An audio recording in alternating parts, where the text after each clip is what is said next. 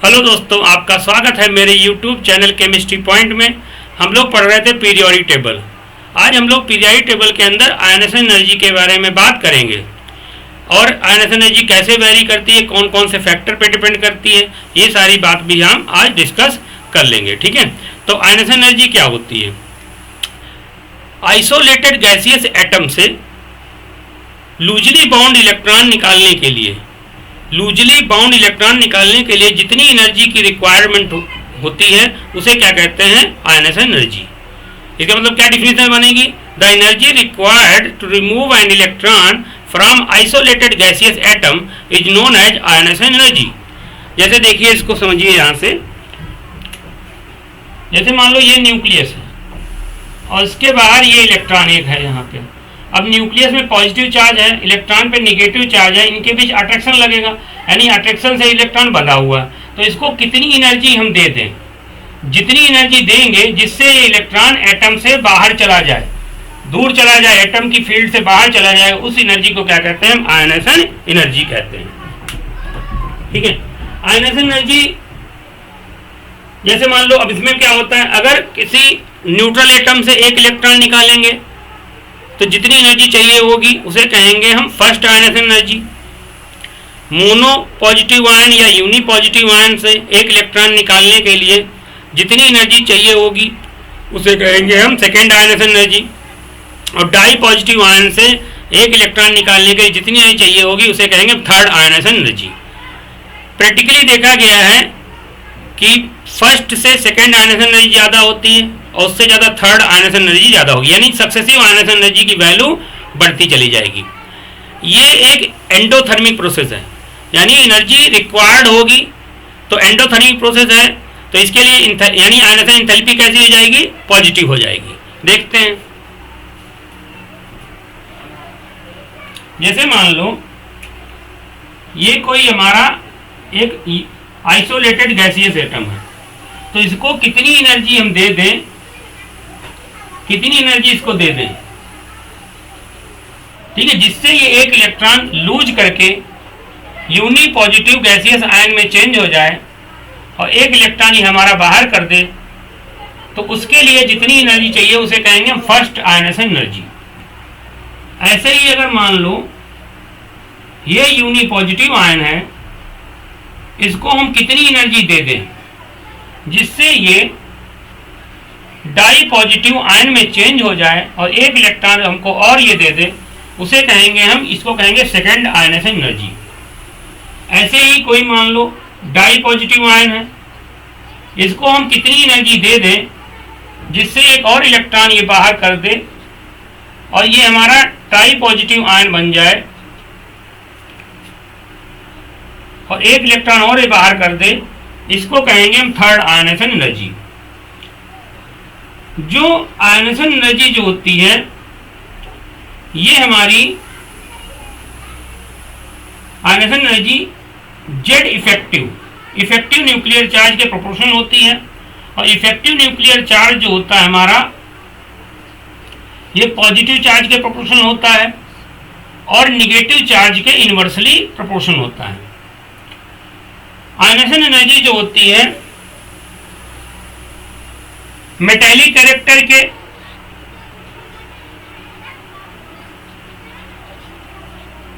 Inversely proportional होगी, यानी जितना अच्छा मेटल होगा उसकी आयनेशन एनर्जी उतनी ही कम होगी, और नॉन मेटेलिक कैरेक्टर के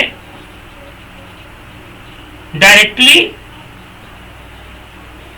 प्रोपोर्शनल हो जाएगी। आयनेशन एनर्जी जो होती है एटॉमिक रेडियस के इनवर्सली प्रोपोर्शनल होगी, यानी जितना ज़्यादा बड़ा एटम होगा उसकी आयनेशन एनर्जी उतनी ही कम होगी। ठीक है, तो ये कुछ फैक्टर हैं, इनको नोट कर लीजिए। तो इस हिसाब से देखा जाए आयनेशन एनर्जी पॉजिटिव चार्ज के इनवर्सली प्रोपोर्शनल है, डायरेक्टली प्रोपोर्शनल है। तो इसका मतलब ये है कि यहाँ से इलेक्ट्रॉन निकालने में सबसे ज़्यादा एनर्जी लगेगी कि यहाँ पे पॉजिटिव चार्ज है, तो यानी थर्ड आयनेशन एनर्जी की वैल्यू ज़्यादा होगी देन सेकेंड, और सेकेंड आयनेशन एनर्जी की ज़्यादा वैल्यू होगी देन फर्स्ट। तो यानी आयनेशन एनर्जी का ऑर्डर क्या होगा? सक्सेसिव आयनेशन एनर्जी IE3 की वैल्यू IE2 से ज़्यादा होगी और IE2 की वैल्यू IE1 से ज्यादा होगी ऑलवेज, ऑलवेज, हमेशा हमेशा हमेशा अगर किसी आइसोलेटेड गैसीय एटम जो होगी फर्स्ट से सेकेंड इलेक्ट्रॉन निकालने में और ज्यादा एनर्जी जरूरत पड़ेगी थर्ड से, और जैसे ऐसे समझो जैसे क्लास में कोई बच्चा है तुम्हारे और उससे तुम कहते हो उनको 100 रुपये उधार दे दो, ठीक है, आपने मांगा, फिर अगले दिन फिर 100 रुपये मांग रहे हो, फिर 100 रुपये मांग रहे हो, तो धीरे धीरे वो फिर आगे आपको देगा नहीं। इसी तरीके से जान लो कोई भी एटम जो होता है इलेक्ट्रॉन लूज करना नहीं चाहता है, पहला इलेक्ट्रॉन आसानी से दे देगा, फिर दूसरा इलेक्ट्रॉन और ज्यादा एनर्जी प्रभाव डालने पे देगा, तीसरा और ज्यादा प्रभाव और ज्यादा एनर्जी डालने पे देगा। तो इस तरीके से इतना आप याद करिए और साथ में ये याद कर लीजिए। फिर और क्या देख सकते हैं, आयनाइजेशन एनर्जी जो होती है प्रोपोर्शनल टू होती है हमारा, मतलब half filled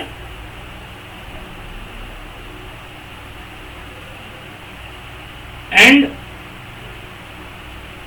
full filled electronic configuration, यानी हाफ फील्ड और फुल फील्ड जो इलेक्ट्रॉनिक कॉन्फ़िगरेशन होंगे उनके केस में आयनाइजेशन एनर्जी की वैल्यू और ज्यादा हो जाएगी।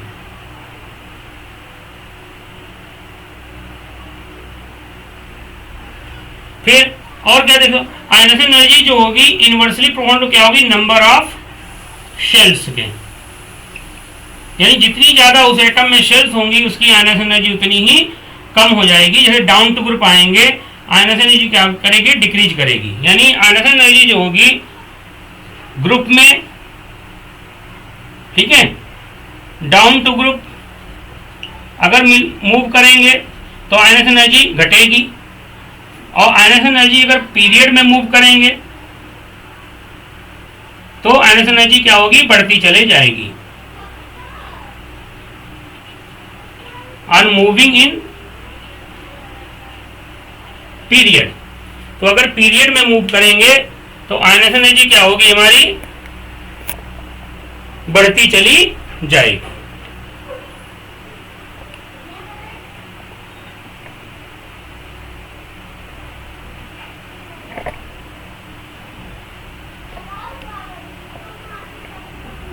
चलिए नोट कर लीजिए इसको।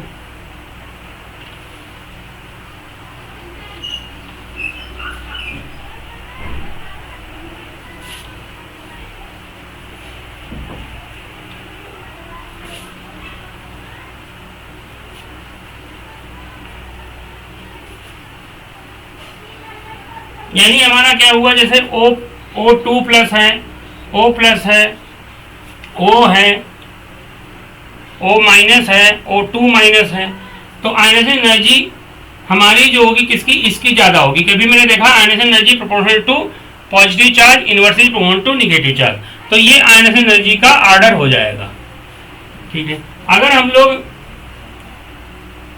ग्रुप में जाएंगे नीचे पीरियड में, अगर सॉरी और एक चीज और देख लीजिए, half filled full filled electronic configuration पे आयनाइजेशन एनर्जी कैसे डिपेंड करती है।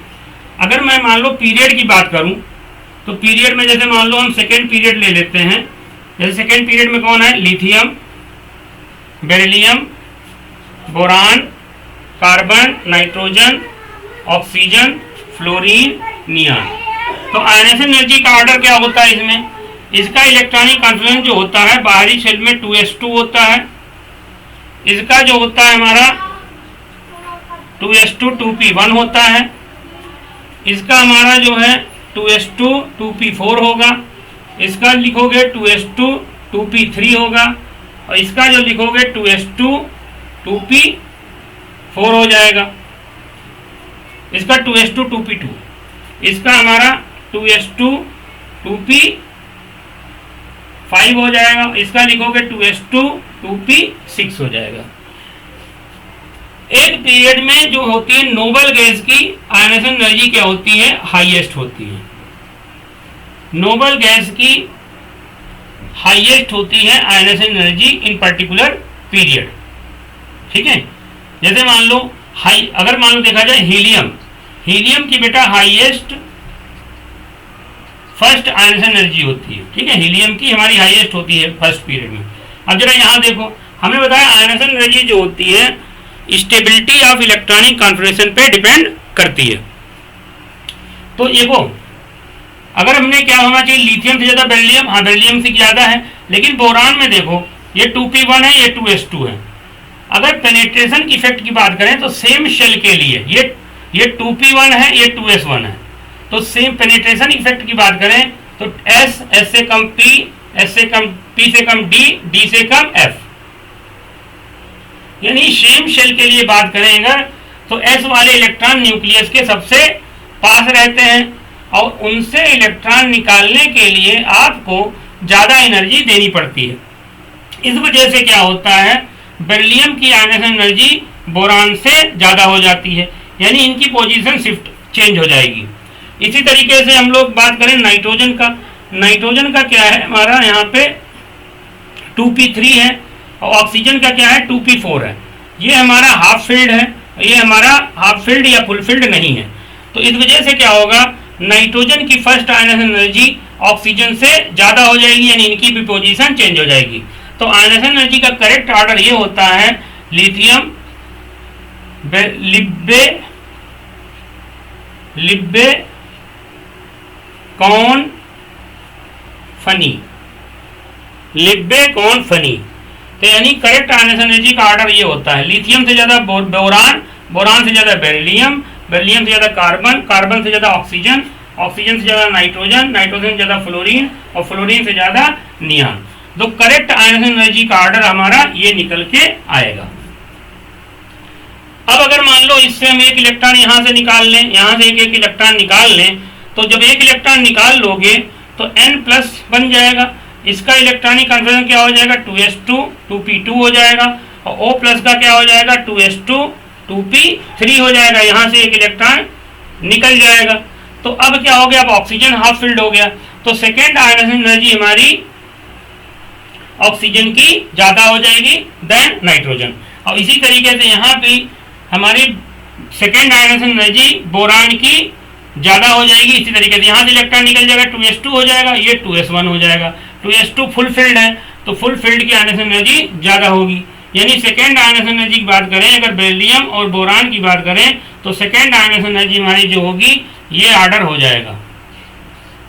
तो इस तरीके से ये हाफ फील्ड फुल फील्ड वाला आप ऑर्डर याद रखिए, नोट कर लीजिए। ये हमारा सेकेंड पीरियड हो गया। इसी तरीके से अगर हम बात करें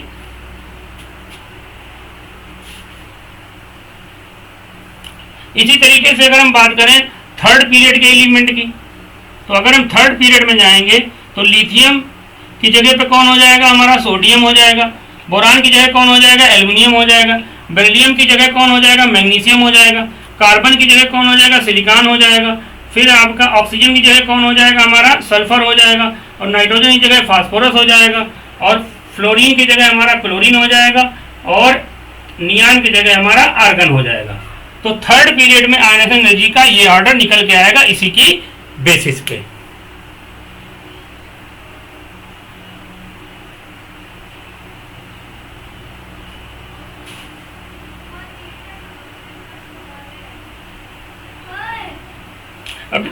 अभी हमने पीछे निकाला था कि आयनाइजेशन एनर्जी जो होती है मेटेलिक कैरेक्टर के प्रोपोर्शनल होती है। तो left to right ionisation energy जो होती है नॉन मेटेलिक कैरेक्टर के प्रोपोर्शनल होती है।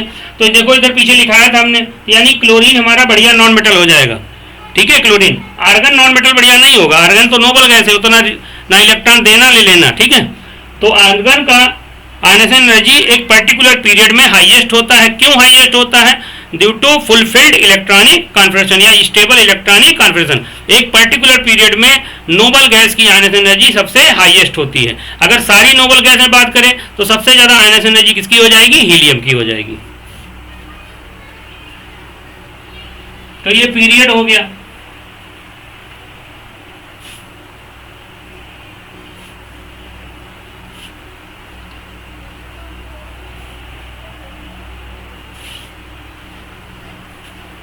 इसी तरीके से अगर हम ग्रुप में आए तो अगर ग्रुप की बात करेंगे तो lithium, sodium, potassium, rubidium, caesium और यहाँ पे फ्रांसियम।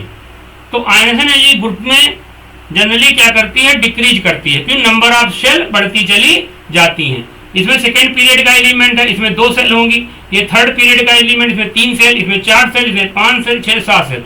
जैसे जैसे सेल बढ़ेंगी आयनाइजेशन एनर्जी क्या होगी, हमारी घटती चली जाती है। तो आयटर क्या हो जाएगा आयनाइजेशन एनर्जी का, लिथियम, लिथियम से कम हो जाएगी सोडियम, और सोडियम से कम हो जाएगी पोटेशियम, पोटेशियम से कम हो जाएगी रुबिडियम, रुबिडियम से कम हो जाएगी सीजियम, सीजियम से कम कौन सी हो जाएगी आपकी, फ्रांसियम हो जाएगी।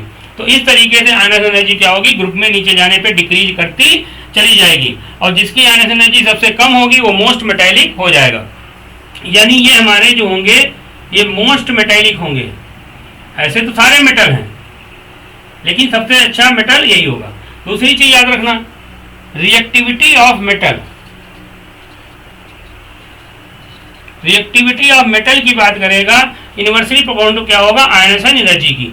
यानी ये हमारे जो होंगे, फ्रांसियम तो रेडिएक्टिव है, इसको हटा दो, ये हमारे जो होंगे ये हमारा मोस्ट रिएक्टिव हमारा एल्कली मेटल हो जाएगा कि उसकी आयनाइजेशन एनर्जी सबसे कम होगी, और ये हमारा लीस्ट रिएक्टिव हो जाएगा कि एल्कली मेटल में कि इसकी आयनाइजेशन एनर्जी सबसे ज्यादा है एल्कली मेटल के अंदर। तो जैसे जैसे आयनाइजेशन एनर्जी बढ़ेगी रिएक्टिविटी मेटल की घटती चली जाएगी।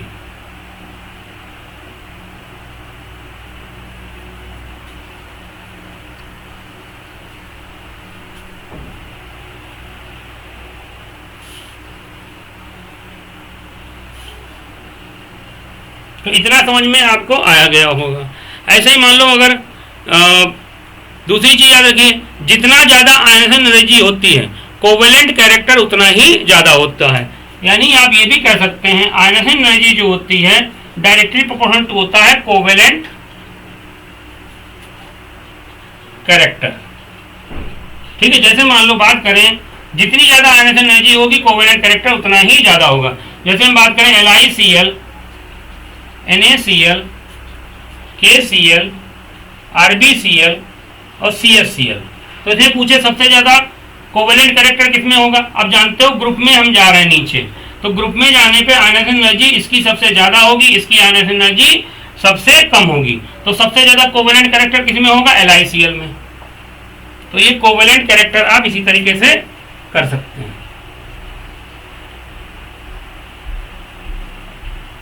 यानी सबसे ज्यादा कोवेलेंट कैरेक्टर किसी में होगा, इनमें लिथियम क्लोराइड में कोवेलेंट कैरेक्टर सबसे ज्यादा होगा।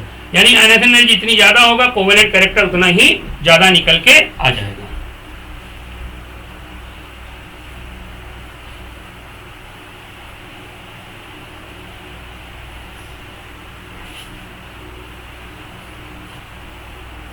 दूसरा चीज एक एक्सेप्शनल देख लीजिए, जैसे मान लो ग्रुप 13 की बात करें, ग्रुप 13 एलिमेंट में आयनाइजेशन एनर्जी में बहुत एक्सेप्शन है।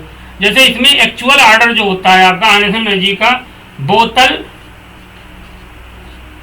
गैलन होना, ये आयनाइजेशन एनर्जी का ऑर्डर निकल के आता है, ये करेक्ट ऑर्डर है। ठीक है, ये ऐसा क्यों होता है, होना क्या चाहिए, मतलब शुड ऐसे होना चाहिए, बोरान, बोरान से कम एल्युमिनियम, एल्युमिनियम से कम गैलियम, गैलियम से कम इंडियम, इंडियम से कम थैलियम, ऐसे आयनाइजेशन एनर्जी का ऑर्डर होना चाहिए। लेकिन ये होता नहीं है, होता ये वाला सही है। और क्यों ये वाला सही है, ये इनके इलेक्ट्रॉनिक कॉन्फ़िगरेशन से क्लियर होगा। अगर हम थैलियम का इलेक्ट्रॉनिक कॉन्फ़िगरेशन लिखेंगे तो जीनान 4F14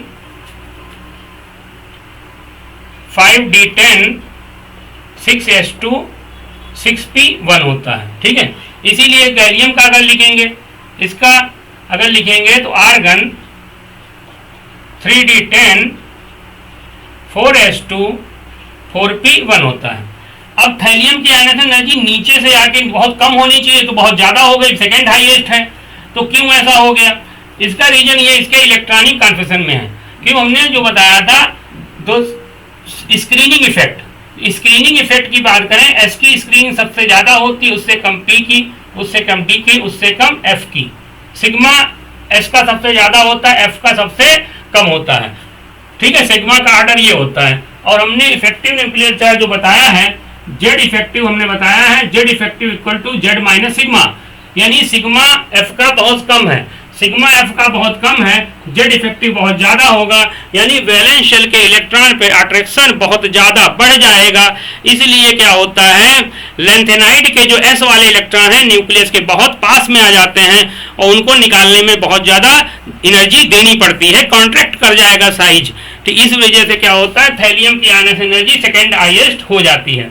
इसी तरीके से गैलियम की एल्युमिनियम से क्यों ज्यादा हो जाती है, कि गैलियम के अंदर हमारे ये डी वाले इलेक्ट्रॉन आ जाते हैं, डी की भी पुअर स्क्रीनिंग होती है इस वजह से। जबकि एल्युमिनियम का अगर लिखोगे तो इसका आएगा नियॉन 3s2 3p1 आएगा, इसमें डी है ही नहीं, तो डी ना होने से एस और पी की शील्डिंग बढ़िया होती है, इससे पहले शील्डिंग बढ़िया है, इसलिए शील्डिंग एस की शील्डिंग बढ़िया है, इसलिए इसमें आयनस एनर्जी कम होती है और इसमें आयनस एनर्जी इसीलिए बढ़ जाती है, गैलियम की एल्युमिनियम से ज्यादा हो जाती है, कि गैलियम के अंदर डी वाला इलेक्ट्रॉन आ जाता है और डी की पुअर स्क्रीनिंग वजह से एटम सिकुड़ जाएगा, कॉन्ट्रैक्ट हो जाएगा, इसलिए आयनस एनर्जी आपकी गैलियम की। तो करेक्ट आर्डर है, वेरी इंपॉर्टेंट है, क्वेश्चन यहां से बन जाएगा, ठीक है, इसको याद रखिएगा। इसको याद कैसे रखेंगे, बोतल बोतल, ठीक है, गैलन, गैलन नहीं भरने वाला होता, गैलन गैलन लन, गैलन लन, लन आता है, बोतल गैलन, लन मतलब इंडियम हो जाएगा लास्ट में, बीच में लन मतलब एल्युमिनियम हो जाएगा, गै से गैलियम, गै से गैलियम, ला से एल्युमिनियम में ला आ रहा है, ठीक है, बोतल गैलन। तो आयनस एनर्जी का ऑर्डर ये निकल के आ जाएगा। इसी तरीके कुछ और एक्सेप्शन है,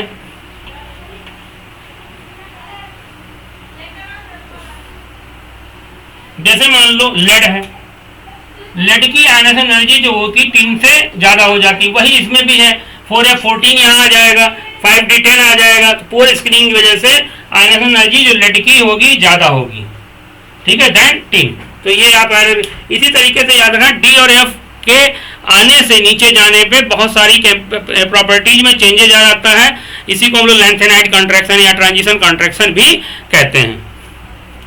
कुछ और देख लीजिए, अब जैसे मान लो जैसे D5 से अगर इलेक्ट्रॉन निकालना है तो ज्यादा एनर्जी देनी पड़ेगी। जैसे मान लो अगर आपकी बात करें, जैसे आपका एक चीज याद रखिए, जैसे P6 की स्टेबिलिटी ज्यादा होगी P3 से, और P3 की स्टेबिलिटी ज्यादा होगी P5 है, P4 है, जो भी हो, इसके अलावा P1 है, ऐसे याद रखिए।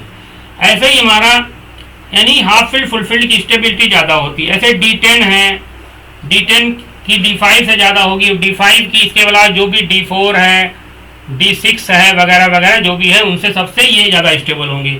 इसी तरीके F14 है, F7 है, और आपका इसके अलावा जितना भी होगा F1, F3, F6 वगैरह जो भी है, इन सबसे इनकी स्टेबिलिटी ज़्यादा होती है। इसी तरीके से S2 की स्टेबिलिटी S1 से ज़्यादा होगी। तो इनसे इलेक्ट्रॉन निकालने में आपको ज़्यादा स्टेबिलिटी है, तो इनके केस में ज़्यादा एनर्जी रिक्वायर्ड होगी इलेक्ट्रॉन को निकालने के लिए।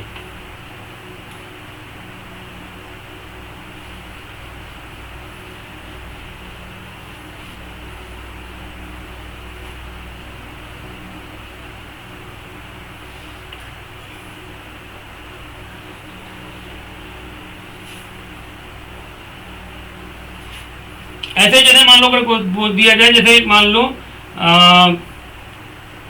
मान लो आपका 3d5 है, जैसे मान लो कह दिया जाए 3d5 है, P6 है, और कोई पूछ दे नोबल गैस की आयनस एनर्जी क्यों ज़्यादा होती है, तो नोबल गैस की क्योंकि उनका फुलफिल्ड इलेक्ट्रॉनिक कॉन्फिगरेशन हो जाता है, तो D5 की स्टेबिलिटी ज़्यादा हो, इसकी बेसिस पे बहुत सारे क्वेश्चन निकल जाएंगे। एक और टॉपिक होता है, इसमें कहते हैं नंबर ऑफ वैलेंस इलेक्ट्रॉन। तो नंबर ऑफ वैलेंस इलेक्ट्रॉन कैसे निकालते हैं, नंबर ऑफ वैलेंस इलेक्ट्रॉन। तो याद रखना, जैसे मान लो हमने बताया ना फर्स्ट आयन, जैसे मान लो एल्कली मेटल की बात करें, तो एल्कली मेटल के क्या होता है हमारा,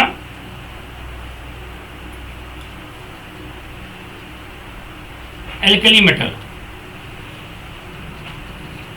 मेटल में जैसे हमने सोडियम ले लिया, सोडियम गैसियस है, इससे एक इलेक्ट्रॉन हमने निकाला और इसमें जितनी रिक्वायर्ड एनर्जी इसका कहेंगे फर्स्ट आयनस एनर्जी कहेंगे। तो ये हमारा Na+ बन जाएगा, एक इलेक्ट्रॉन निकल जाएगा। लेकिन अगर हम Na+ से एक इलेक्ट्रॉन निकालेंगे गैसियस से, तो इसमें जितनी एनर्जी जरूर पड़ेगी IE2 होगी, और ये हमारा Na2+ हमारा बन जाएगा, एक इलेक्ट्रॉन निकल जाएगा। तो होता क्या है, जनरली हमने बताया था IE1 से IE2 ज़्यादा होती है, लेकिन जब हम लोग वैलेंस शेल से इलेक्ट्रॉन निकालते हैं तो आयनेशन एनर्जी में आयनेशन एनर्जी इंक्रीज तो होती है, लेकिन उतना ज़्यादा इंक्रीजमेंट नहीं आता है। लेकिन जब हम लोग किसी की वैलेंस शेल से अंदर वाली, जैसे 2,8,1 हो गया, एक इलेक्ट्रॉन ये निकाल लिया, आसानी से दे दिया, लेकिन अब इसका 2,8 हो गया, अब अंदर वाली शेल से इलेक्ट्रॉन निकालने के लिए बहुत ज़्यादा एनर्जी की जरूरत पड़ती है, यानी IE2 की वैल्यू जो होगी बहुत ज़्यादा हो जाएगी IE1 से। तो अगर नंबर ऑफ इलेक्ट्रॉन कितने हो जाएंगे, वैलेंस, अगर मान लो एल्कली मेटल है तो उसमें वैलेंस इलेक्ट्रॉन कितने हो जाएंगे, 1 हो जाएंगे, क्योंकि फर्स्ट आयनेशन एनर्जी बहुत कम होगी और सेकंड बहुत गुना, 4-5 गुना आपकी बढ़ जाएगी, मतलब हजारों में बढ़ेगी, हजारों में बढ़ जाएगी। तो फर्स्ट जो जितने वैलेंस इलेक्ट्रॉन उतने ही होते हैं जितने के बाद आपका फर्स्ट हाई जंप मिलता है आयनेशन एनर्जी में। ऐसे एल्कली मेटल की बात करें, जैसे Mg की बात करो, Mg की हम अगर एक इलेक्ट्रॉन निकालेंगे तो IE1 हमारी हो जाएगी, जैसे Mg+ बन गया, एक इलेक्ट्रॉन निकाल लिया। ऐसे ही हमारा Mg+ से एक इलेक्ट्रॉन निकालोगे तो IE2 हो जाएगी, Mg2+ हमारा बन जाएगा, एक और इलेक्ट्रॉन निकाल लिया। लेकिन इसमें Mg2+ से एक इलेक्ट्रॉन निकालोगे तो आपका Mg3+ बन जाएगा, एक इलेक्ट्रॉन और निकल जाएगा। और आपका अगर मान लो Mg3+ से एक इलेक्ट्रॉन निकालोगे तो Mg आपका +4 बन जाएगा, एक इलेक्ट्रॉन और निकल जाएगा। तो हम कैसे पता चलेंगे कि ये किसमें कितने वैलेंस इलेक्ट्रॉन है? तो उसके लिए क्या होता है हमारा, देखो IE4 की वैल्यू जो IE2 हो गई, ये IE3 हो गई और ये IE4 हो गई। तो होगा क्या, इसके केस में IE4 की वैल्यू ज्यादा होगी किससे, IE3 से। अब ठीक है, लेकिन उसके बाद हमारा जो IE1 की वैल्यू जो होगी ये IE2 की वैल्यू इससे बहुत कम निकल के आएगी और इससे कम हमारी IE1 होगी। तो जब हमारा फर्स्ट बहुत ज्यादा हाई जंप जब मिले, हाई जंप मिलने से पहले जितनी आयनेशन एनर्जी होगी उनसे हमारा वैलेंस इलेक्ट्रॉन निकल आएंगे, यानी Mg के केस में 2 वैलेंस इलेक्ट्रॉन हमारे हो जाएंगे। तो इससे हम वैलेंस इलेक्ट्रॉन निकाल सकते हैं, यानी फर्स्ट हाई जंप आने से पहले जो आयनेशन एनर्जीज होती हैं उनमें इंक्रीजमेंट बहुत ज़्यादा नहीं, 500 से हमारा 700-800 हो जाएगा किलो जूल पर मोल। लेकिन अगर मान लो 500-700 से मान लो 1000 हो गया, 1500-3000 बहुत हाई जंप मिल जाए, तभी वो अंदर वाली सेल से इलेक्ट्रॉन निकालते हैं। और बाहर वाली सेल के इलेक्ट्रॉनों को क्या कहते हैं, वैलेंस इलेक्ट्रॉन। वैलेंस इलेक्ट्रॉनों को निकालने के लिए आयनेशन एनर्जी पहले से दूसरी ज़्यादा हो, दूसरी तीसरी ज़्यादा होगी, लेकिन वैलेंस सेल के इलेक्ट्रॉन निकालने के बाद अंदर वाली सेल से इलेक्ट्रॉन निकालेंगे तो बहुत सारा ज़्यादा आयनेशन एनर्जी की वैल्यू जरूरत पड़ती है, बहुत ज़्यादा वैल्यू हाई आ जाती है। तो इस तरीके से मैंने आयनेशन एनर्जी के सारे पॉइंट कवर करने की कोशिश की है। अगर आपको ये टॉपिक समझ में आया है तो हमारे चैनल को लाइक करें, सब्सक्राइब करें। लेकिन थैंक्स फॉर वॉचिंग।